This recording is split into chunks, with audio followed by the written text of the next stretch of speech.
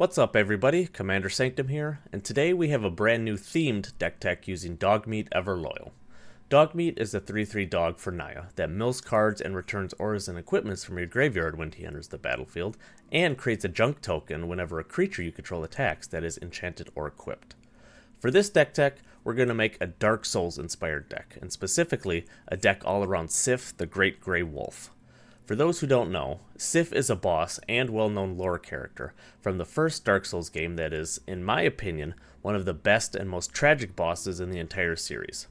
SIF was the loyal partner of Artorias the Abyss Walker, another very popular lore character in Dark Souls, who effectively sacrificed himself to protect Sif from the Abyss. In the game, Sif now guards the grave of his fallen comrade, loyal to him even in death. There are two unique features of Sif that we will use in this deck. First, Sif is an extremely large wolf, much larger than the player character in the game, which we will use +1/+1 counter auras to represent in the deck. Secondly, and more importantly, Sif attacks by using a large sword held in their mouth. We will be using sword-based equipments to represent this feature. Dogmeat is the perfect commander for this theme, since Dogmeat deals with auras and equipments, is a canine-based commander, and has the title of Ever Loyal, which also represents Sif very accurately. Before we get into card highlights, there's one thing I'd like to address. I'm sure that when people hear sword-based equipments, the first thing that pops into most people's heads is the Sword of Blank and Blank cycle of equipments. However, for this deck tech, while the swords are extremely powerful, we will not be using any of them in the deck list. The reason for this is twofold. Firstly, most of the swords are rather pricey from a monetary perspective, especially the better ones like Feast and Famine and Fire and Ice, which would greatly inflate the cost of this deck in general. While this isn't a budget deck tech, I do like to keep the cost on the lower end, especially for the cards I highlight. Secondly, I like to make the decks less cookie cutter and a bit more unique. Jamming all the swords into the deck lessens the room we have for more unique and interesting cards, and just makes the deck less unique overall. Most sword-based equipment decks are going to have all or most of these swords in their deck, which makes things a bit more boring. Again, this is all simply my opinion based on preferences, so if you like the theme of the deck but want to use the swords, you're absolutely free to do so. But for this deck tech, I'm going to forego this cycle of swords and go with some different ones that are a bit more fun in my eyes. With that out of the way, let's get into the card highlights. To start out with our list of sword equipments, we're going to start out with some utility swords. Sword of the Animist is a great way to help us ramp out some extra lands, while Sword of the Realms, which is the reverse side of Halvar, God of Battle, is great utility to help us more easily recast our commander if someone destroys it. Blackblade Reforged is an excellent sword that gets better the longer the game goes on, and fits our theme of trying to make our commander massive in size. There are also a number of swords that create creature tokens for us, which can be beneficial for situations where we may need some chump blockers or additional equipped targets.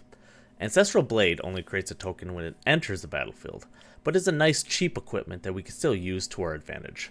Seraphic Greatsword and Sigiled Sword of Valoron both create tokens when attacking while also buffing our commander, with Seraphic Greatsword making us huge angel creatures that can help us chunk our opponents for large amounts of damage.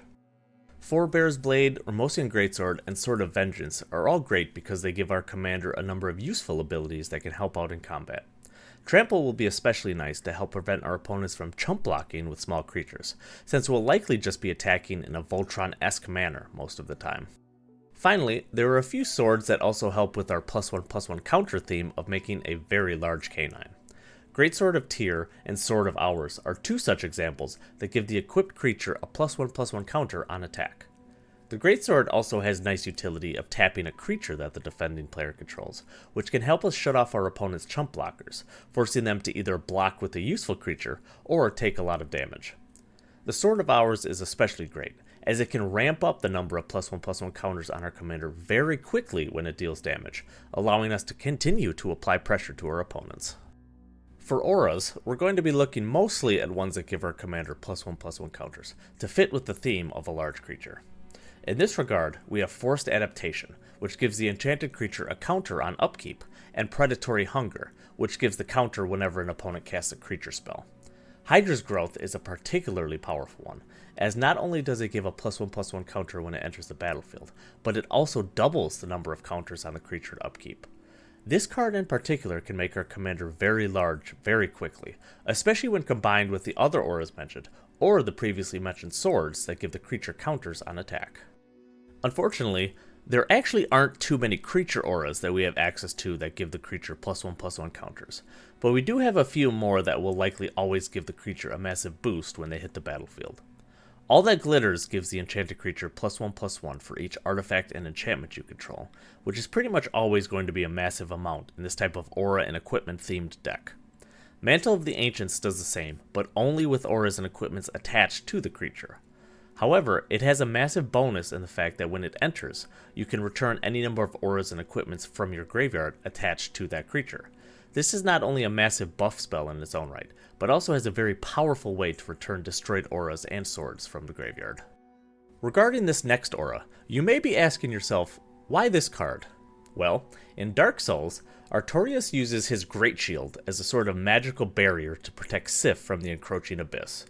What better way to represent this than by the card Floating Shield, which can act as a magical barrier by giving the enchanted creature protection from a chosen color. The best part is that, if you choose black as the color, the creature will literally be protected from the abyss, fulfilling Artorias' wish of protecting his friend. Since the vast majority of this deck is aura and equipment based, we have quite a few good utility cards that can help us stay in the game and give us some good card advantage. Two such cards are Pure Steel Paladin and Shram Senior Edificer, which both can draw us cards when we play equipment and or auras, depending. Shram is especially nice since he lets us draw cards from both equipments and auras, whereas the Paladin is only equipment. And they don't even need to enter the battlefield, only cast. So if someone decides to counter our spell, we still get the card draw. Danitha Capuchin is great because she reduces the cost of our aura and equipments and provides another good target for them in cases where a commander is constantly removed or countered. Cicero's usefulness is twofold. Not only does he create tokens for us when an aura or equipment enters the battlefield, but he also gives our commander and other modified creatures a +1/+1 counter on end step, which fits perfectly with our secondary theme of making our commander larger.